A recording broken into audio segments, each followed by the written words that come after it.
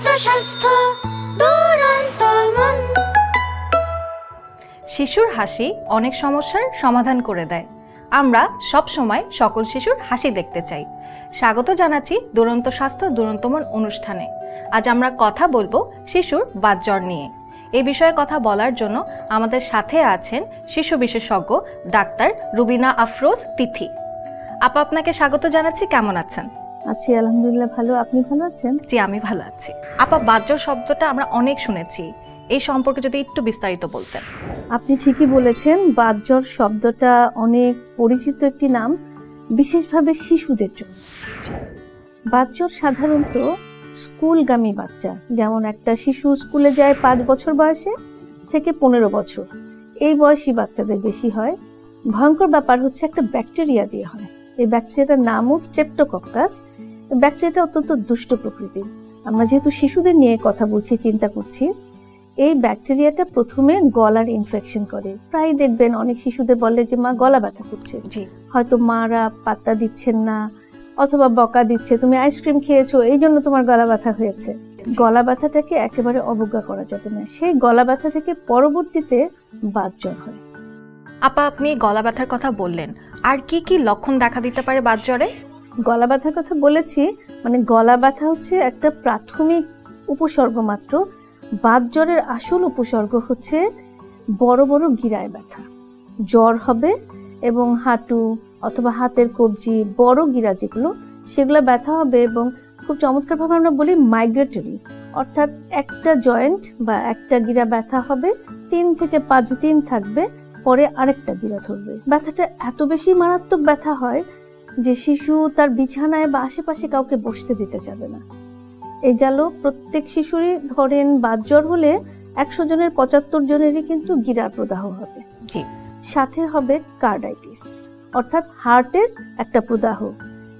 এবং বাতজ্বর নিয়ে আমরা এত চিন্তিত এই কারণে, হার্টের যদি পার্মানেন্ট বা স্থায়ীভাবে বাতজ্বরের লক্ষণ দেখা দেয়, সেক্ষেত্রে ভালভ নষ্ট হয়ে যেতে পারে এবং দেখা যাচ্ছে সেখান থেকে শিশুর হার্ট ফেলিওর হতে পারে। খুব দ্রুত যদি শনাক্ত করে চিকিৎসা করা যায়, হার্টের ড্যামেজটা বা ক্ষতিটা পার্মানেন্ট হবে না। তাহলে চিকিৎসা করে ফেললে এটা আর যাবে না। এই বললাম, প্রথমে বললাম গিরা, তারপরে বললাম হার্ট। কারো কারো ক্ষেত্রে কোরিয়া নামক একটা উপসর্গ দেখা যায়, যেটাকে বলা হয় অ্যাবনর্মাল মুভমেন্ট। শিশু স্কুলে যাচ্ছে, হঠাৎ করে তার মুডটা চেঞ্জ হয়ে গেল এবং তার অ্যাবনর্মাল কিছু মুভমেন্ট হয়, তবে এটার পার্সেন্টেজ বা খুবই কম।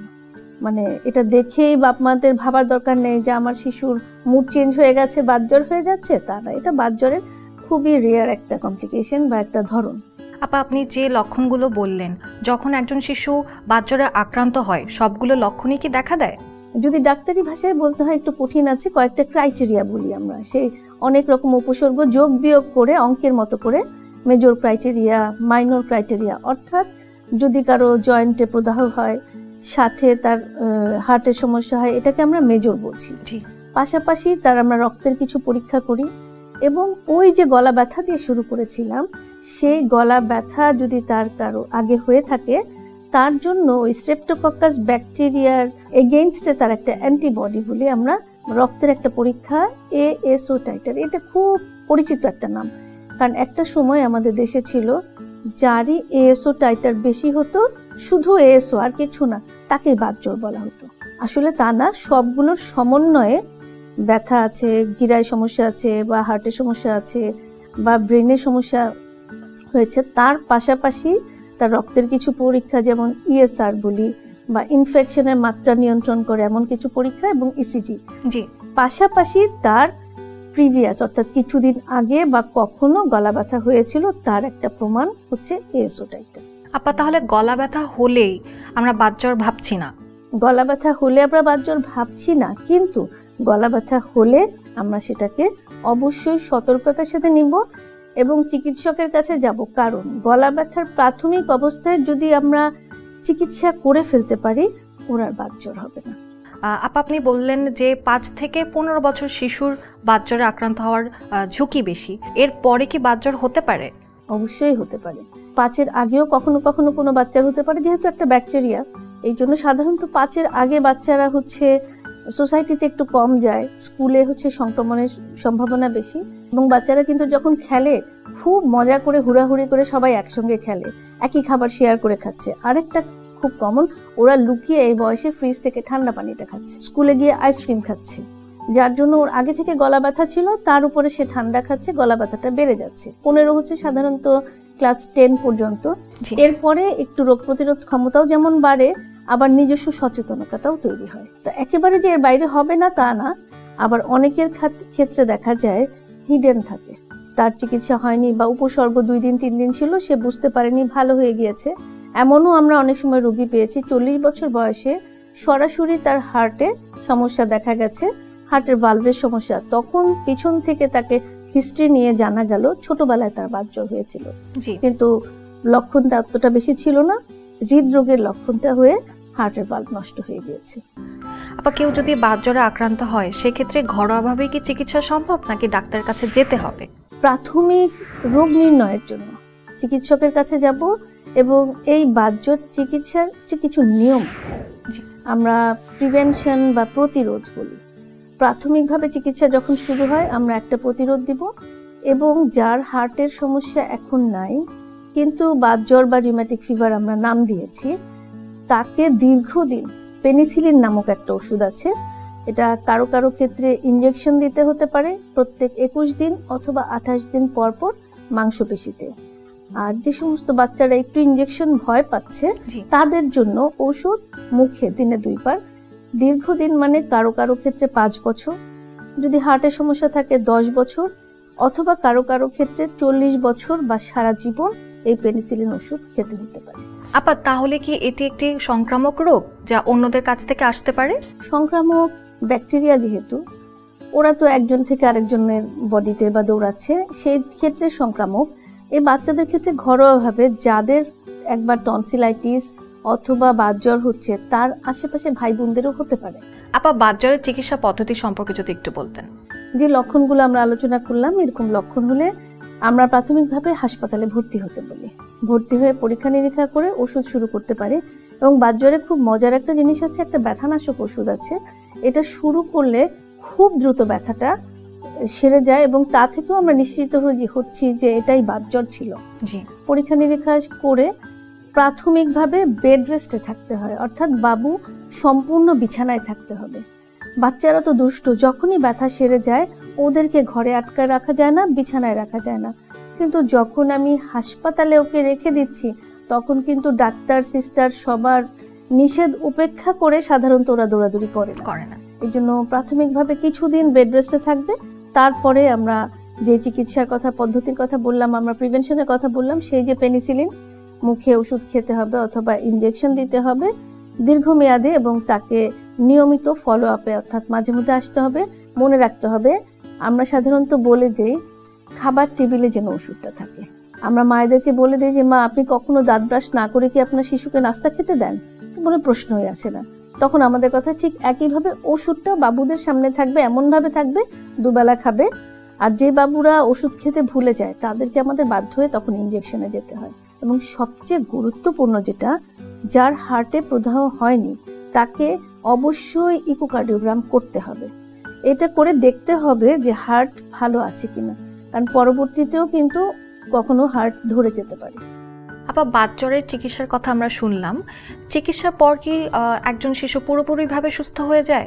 অনেক বাচ্চার মায়েরা এসে আমাদেরকে বলে আপা আমার বাবুটা স্কুলে যাচ্ছে না, ও তো বাতজ্বরের রোগী, এত করুণ ভাবে বলে।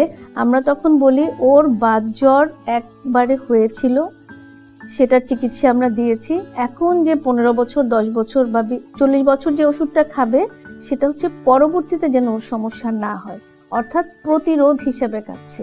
একবার বাতজ্বর ডায়াগনোসিস বা শনাক্ত হয়েছে, চিকিৎসা করে ওর ব্যথা ভালো হয়ে গেছে, আমরা হার্টটাকে রেগুলার চেক করছি, এখন কিন্তু সে স্বাধীনভাবে দৌড়াবে, খেলবে, সব করবে, আর 10টা শিশুর মতো। কিন্তু শুধুমাত্র প্রতিরোধ দিচ্ছি আমরা মেইনলি হার্টটাকে, যেন হার্টের বাল্ব নষ্ট না হয়, অর্থাৎ সে ভালো হয়ে যাবে। আপা, কতদিন পর পর শিশু ফলো আপে আসবে? এটা এক একটা শিশুর এক এক রকম। আমি বলেছিলাম যে যার হার্টের বাল্ব নষ্ট থাকবে বা সাময়িকভাবে হার্টে সমস্যা হয়েছে তাকে কিছু এক্সট্রা ওষুধ দেওয়া হয়, এবং সেক্ষেত্রে প্রথম দিকে 1 মাস, তারপর 6 মাস এভাবে আসতে হবে। এবং যার হার্টের ভালভ ড্যামেজ হয়ে গেছে তারও চিকিৎসা আছে, তার দীর্ঘমেয়াদী অন্যান্য চিকিৎসা আছে, তাকে একটু বেশি দিন আসতে হবে। এবং যার হার্টের ভালভ পার্মানেন্টলি নষ্ট হয়ে গেছে সেই ক্ষেত্রে, ঠিক নষ্ট আমরা বলি না, মানে শিশু বাত হৃদরোগ আর কি যেটা হয়েছে, সেখান থেকে তার চিকিৎসা আমাদের দেশেই এখন হচ্ছে, নানান রকম চিকিৎসা, কখনো কখনো সার্জারিও লাগতে পারে, ভালভ প্রতিস্থাপন বলা হয়। চিকিৎসার পরে সে একদমই সুস্থ থাকবে। আপা, আমরা বুঝতে পারলাম যে বাতজ্বরের চিকিৎসাটা আসলে দীর্ঘমেয়াদী, সেক্ষেত্রে চিকিৎসা কি ব্যয়বহুল? এটা খুব গুরুত্বপূর্ণ একটা প্রশ্ন। পেনিসিলিন ওষুধটার দাম খুবই কম এবং সরকারিভাবে বিভিন্ন হাসপাতালে পাওয়া যায়। আরও মজার হচ্ছে, বাংলাদেশে কিন্তু জাতীয় বাতজ্বর ও হৃদরোগ নিয়ন্ত্রণ কেন্দ্র নামে একটা হাসপাতালও আছে। সেখানেও বাতজ্বরের চিকিৎসা আউটডোর বেসিসে দেয়া হয়, মানে মায়েরা টিকিট কেটে শুধুমাত্র বাতজ্বরের পরবর্তী চিকিৎসা, ইনজেকশন এবং নিয়মিত যে ফলো আপ করা, রক্ত পরীক্ষাগুলো করা, ওখান থেকেও করতে পারে। অথবা উনি যা চিকিৎসকের আন্ডারে ছিলেন তাকে দেখিয়ে চিকিৎসা করাতে পারে। ওষুধের দাম খুবই কম। আপা, আপনি বললেন বাতজ্বরে আক্রান্ত শিশুর গিরায় বা জয়েন্টে ব্যথা হয়, সেক্ষেত্রে গিরায় ব্যথা হলেই কি আমরা ধরে নেব যে এটা বাতজ্বর? এটা অনেক মায়েদেরই প্রশ্ন।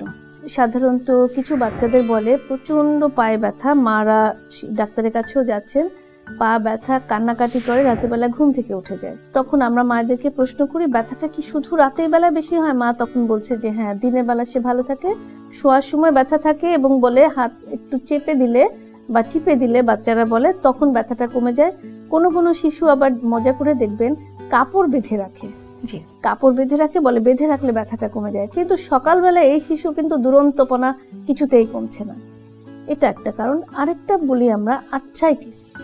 কোনো কোনো ক্ষেত্রে গিরা, যেমন বাতজ্বরের গিরা কি বড় গিরা ধরবে, ফুলে যাবে, লাল হবে, ব্যথা হবে, তিনটা যখন একসঙ্গে হয় সেটা আর্থ্রাইটিস। কিন্তু অন্যান্য ক্ষেত্রে যেটা হয়, আর্থ্রাইটিস নিয়ে আরো কিছু আসতে পারে। রিউমাটয়েড আর্থ্রাইটিস নামে একটা রোগ আছে, কখনো কখনো শিশুদের হতে পারে, সেটাও দীর্ঘমেয়াদী। তবে সেখানে বড় গিরার সাথে ছোট আঙ্গুলগুলো ব্যথা হয়, দীর্ঘদিন ব্যথা থাকে। বাতজ্বরের মতো একটা ওষুধ দিলাম, খুব নাটকীয়ভাবে জয়েন্টের ব্যথা কমে গেল, তা হবে না। তারপর তার গলা ব্যথার একটা হিস্ট্রি আমরা বাতজ্বরে পাচ্ছি, যে বাতজ্বরে শিশুদের যেমন বলা হয়, আমরা জিজ্ঞেস করি, কেউ বলতে পারে, কেউ বলতেও পারে না। কারণ গলা ব্যথা বা টনসিলাইটিস যেটা আমরা বলি, টনসিল তো অনেক শিশুদেরই হয়। তো দেখা যাবে যাদের রিউমাটয়েড আর্থ্রাইটিস বা অন্য কিছু বাতজ্বর ছাড়া, তাদের গলা ব্যথার হিস্ট্রি নাও থাকতে পারে এবং তাদের বড় গিরার সাথে ছোট গিরা ধরতে পারে। তার মানে জয়েন্ট বা গিরা ফুলে যাওয়া, ব্যথা হওয়া মানেই বাতজ্বর নয়। আপা, আপনি যে বললেন বড় গিরা, ছোট গিরা, এগুলো আসলে কোনগুলো? আচ্ছা, বড় গিরাগুলো আমরা বলতে পারি হাঁটুর দুটো একদম বড় বড়, অ্যাঙ্কেল, তারপর হাতের কবজি, পায়ের গোড়ালি। আর ছোটগুলা বলতে পারছি আমরা হাতের আঙ্গুলের যে গিরাগুলা। রিউমাটয়েড আর্থ্রাইটিসে যেটা হয়, ছোট আঙ্গুলের মাঝখানে, এমনকি ওরা ছোট আঙ্গুলগুলা নাড়াতে পারে না। এবং রিউমাটয়েড আর্থ্রাইটিস ও বাতজ্বর, এই দুটো পাশাপাশি আমরা অনেক সময় চিন্তা করি যে এই শিশুটা কোনটা হয়েছে। সেখানে মর্নিং স্টিফনেস নামে একটা শব্দ আছে। ঠিক শিশুরা এভাবেই বলে যে আন্টি, ঘুম থেকে ওঠার পর আমার হাতগুলা, পাগুলা অবশ লাগে, শক্ত লাগে, রোদ বাড়ার সাথে সাথে ব্যথাটা কমে যায়। একদম শিশুদের এই ভাষাটাই বলে। অর্থাৎ তার সকালবেলা ঘুম থেকে ওঠার পরে বিভিন্ন বড় গিরা এবং ছোট গিরায় ব্যথা থাকে, আস্তে আস্তে ব্যথার পরিমাণটা কমতে থাকে। এই শিশুদের সাথে অন্যান্য জয়েন্ট ইনভলভমেন্ট থাকে, তখন আমরা পরীক্ষা নিরীক্ষা করি এবং হিস্ট্রিটা নেই বা জিজ্ঞেস করে, তখন তাদের ডায়াগনোসিস কিন্তু হতে পারে রিউমাটয়েড আর্থ্রাইটিস। আপা, আমরা অনেক সময় শুনে থাকি ভিটামিন ডি এর অভাবে জয়েন্টে ব্যথা হচ্ছে, এখানে ভিটামিন ডি এর কি কোনো ভূমিকা আছে? ভিটামিন ডি এর অভাব বাচ্চাদের হচ্ছে, বড়দেরও হচ্ছে, এবং শিশুদের ক্ষেত্রেও আমরা তাই পাচ্ছি। তখন দেখা যাচ্ছে একটু ভিটামিন ডি এবং ক্যালসিয়াম এবং রোদে হাঁটাহাঁটি করতে বললে আর কিছু ওষুধ দিয়ে দেই, তখন তাদের ব্যথাটা কমে যায়। ভিটামিন ডি এর অভাবেও ব্যথা হতে পারে। আপা, বাতজ্বর হলেই কি হৃদরোগ হবে? বাতজ্বরের যে লক্ষণগুলো বলেছিলাম, এর মধ্যে 70 বা 75 ভাগ রোগীর হচ্ছে জয়েন্ট বা গিরা প্রদাহ থাকে, আর 50 ভাগ রোগীর সাথে হার্টের সমস্যা থাকে।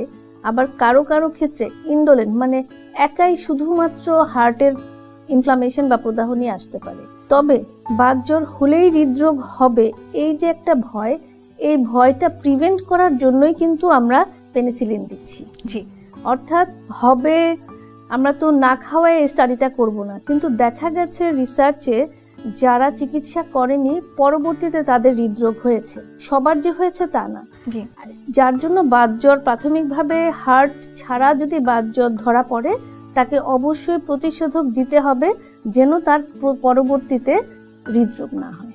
আপা কোনো শিশুর যেন বাতজ্বর না হয় সেক্ষেত্রে বাবা মার করণীয় কি? আমি কিছুক্ষণ আগে আমরা বলেছিলাম যে গলা ব্যথা, তাহলে গলা ব্যথা বা টনসিলাইটিস হচ্ছে শুরুটা। জি, টনসিলাইটিস একবার হয়েছে, হয়ে ভালো হয়ে গেছে, অনেক বছর পারও হয়ে গেছে, তারপরে গিয়ে বাতজ্বর হতে পারে। তাহলে আমরা যদি শুরুতেই গলা ব্যথার চিকিৎসাটা করি এবং বারবার গলা ব্যথা হলে চিকিৎসকের কাছে যাই, তাহলে আমার বাতজ্বর হবে না।